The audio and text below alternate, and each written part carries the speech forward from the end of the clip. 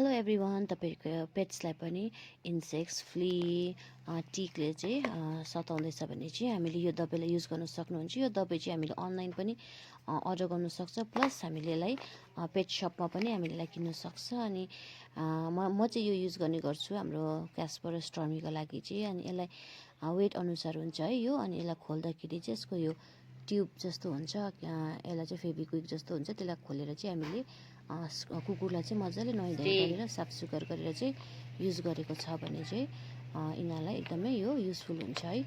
किनभने फ्लीले चाहिँ कुकुरहरूलाई चाहिँ एकदमै यिनीहरूलाई बिमार बनाउँदो रहेछ, वेट लसहरू हुँदो रहेछ, स्किन प्रब्लम हुँदो रहेछ। अनि म तपाईँलाई देखाउँदैछु यहाँनिर 5 to 10 किलोको। क्यास्पर कति किलो छ? क्यास्पर कति किलो छ?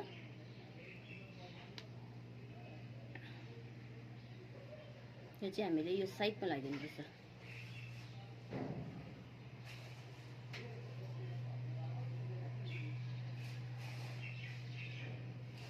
यहाँ पनि लगाइदिनुहोस् बेसी।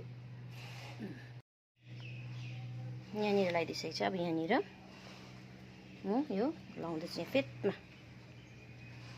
Thank you. खै मामालाई थ्याङ्क यू भने खै। High five, high five.